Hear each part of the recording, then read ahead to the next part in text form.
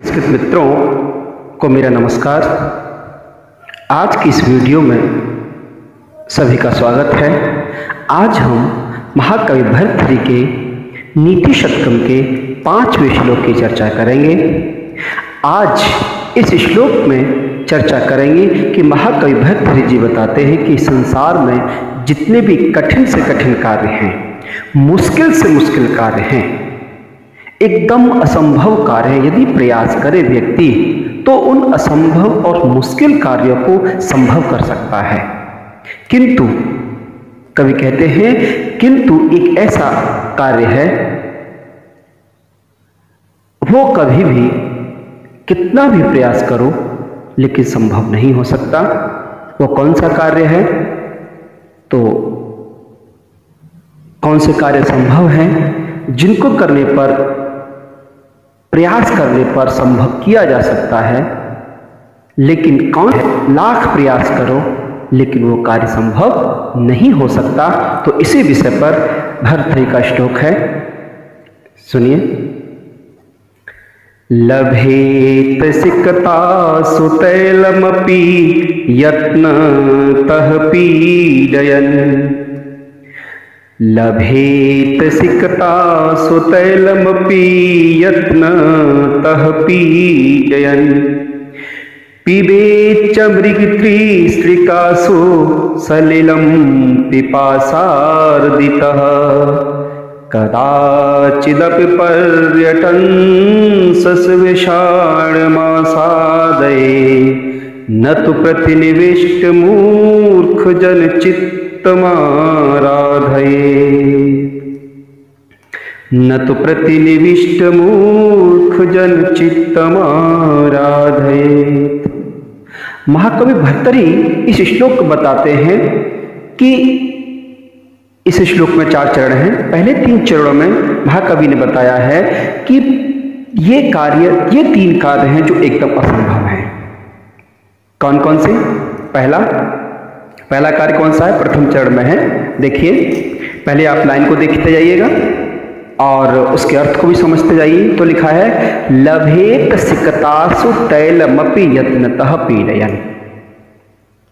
लभेत सिकतासु, लभेत यानी कि प्राप्त कर सकता है, सिकतासु बालू के कणों में भी, सिकता माने बालू, सिकतासु सप्तमी बहुवचन, बालू के कणों में क्या? तैलम अपि यत्नतः पीडयन्। यदि मनुष्य यत्नतः पीडयन्, अगर प्रयास करे, कोशिश करे, यदि मनुष्य प्रयास करे तो बालू के कणों में भी तेलमपि, तेल को प्राप्त कर सकता है। यानी कि यदि मनुष्य प्रयास करे तो बालू के कणों में भी, यानी कि बालू से भी तेल निकाल सकता है। असंभव कार्य है। पहला कार्य संभव है कि बालू के कणों से तेल निकालना। अगर किसी से कह दिया जाए कि आप बालू के कणों से तेल निकाल लीजिए तो एकदम इम्पॉसिबल, कभी नहीं निकाल सकता, क्योंकि होता ही नहीं है उसमें। तो वही कह रहे हैं कवि भर्तृहरि कि एकदम असंभव कार्य है। लेकिन अगर कोई व्यक्ति प्रयास करे, प्रयास पूर्वक निरंतर मर्दित करता रहे तो हो सकता है कि वह बालू के कणों से भी तेल को प्राप्त कर ले। दूसरा शब्द मृग तृष्णिकासु सल्लम पिपासार्दितः। दूसरा लिखा है कि पिपासार्दितः। पिपासा, पिपासा कहते प्यास, आर्दितः अर्थात प्यास से व्याकुल, प्यास से परेशान, प्यास से व्याकुल होने पर भी क्या कर सकता है? मृग तृष्णिकासु, मृग तृष्णिकासु अर्थात मरुभूमि में भी, पिपासार्दितः प्यास से व्याकुल, प्यास से परेशान होता है कि धूप पड़ती है, उस धूप के कारण दूर से ही जल की मिथ्या प्रतीति होती है। ऐसा लगता है कि वहां पानी है और हिरन पानी की तलाश में इधर उधर भटकता रहता है, लेकिन पानी नहीं मिल पाता उसे। पानी क्योंकि होता ही नहीं है, एक भ्रांति होती है उसको। तो कहते हैं कि पिपासार्तः अर्थात प्यास से व्याकुल मृग तृष्णिकासु मरुभूमि में भी हो सकता है क्या, सलिलम सलिलम पिबेत, जल को पी सकता है, जल प्राप्त हो सकता है। असंभव कार्य है, मरुभूमि में कभी भी जल प्राप्त नहीं हो सकता, लेकिन कवि कहते हैं कि हो सकता है उस मरुभूमि में अगर कोई व्यक्ति प्रयास करे तो वह वहां पर जल को भी प्राप्त कर सकता है। यानी कि दो असंभव कार्य। पहली लाइन का संभव क्या था कि बालू से तेल निकालना असंभव है, लेकिन कोई व्यक्ति प्रयास करे तो उसको संभव कर सकता है। दूसरा कि मृग तृष्णिकासु अर्थात मरुभूमि में से जल को प्राप्त करना भी असंभव है, लेकिन अगर कोई व्यक्ति प्रयास करे तो संभव कर सकता है। दोनों कार्य संभव है। तीसरा कार्य संभव कौन सा है, कदाचित अपि, कदाचित अपि, कदाचित मान शायद कभी कोई पर्यटन घूमते हुए सस विशाल मासादय अर्थात खरगोश के सींगों को कोई प्राप्त कर ले। खरगोश के सींग होते हैं क्या, कभी नहीं हो सकते, लेकिन ये असंभव कार्य है। तो कभी कभी तो हो सकता है कि कदाचित यानी कभी भी शायद कोई व्यक्ति घूमता रहे, ढूंढता रहे, खोज पची खरगोश के सींग प्राप्त और वह प्राप्त कर लेगा। यानी कि तीन कार्य संभव। कौन कौन सा कार्य, सबसे पहला कार्य लभेत सिक्तासु तैलमपि यत्नतः पीडयन् अर्थात बालू से तेल को निकालना संभव कार्य है, लेकिन बालू से तेल को भी व्यक्ति प्रयास करे तो निकाल सकता है। दूसरा असंभव कार्य कि मृग तृष्णिकासु अर्थात मरुभूमि में भी जो जल प्राप्त नहीं किया जा सकता, लेकिन उसको भी असंभव कार्य को भी संभव किया जा सकता है।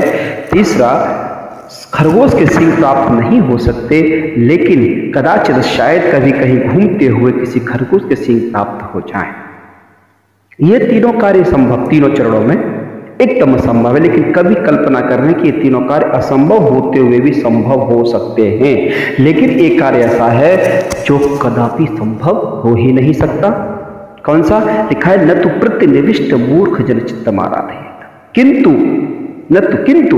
प्रतिनिविष्ट मूर्ख जन चित्त आराधेत, चित्त माराधेत यानी कि दुराग्रह से ग्रसित, दुराग्रह जो जिसके मन में भाव दुराग्रह का है, ऐसा व्यक्ति कभी भी मूर्ख व्यक्ति के, जो मूर्ख है ऐसे मूर्ख दुराग्रही हठी मूर्ख व्यक्ति के चित्त को कभी भी प्रसन्न नहीं किया जा सकता।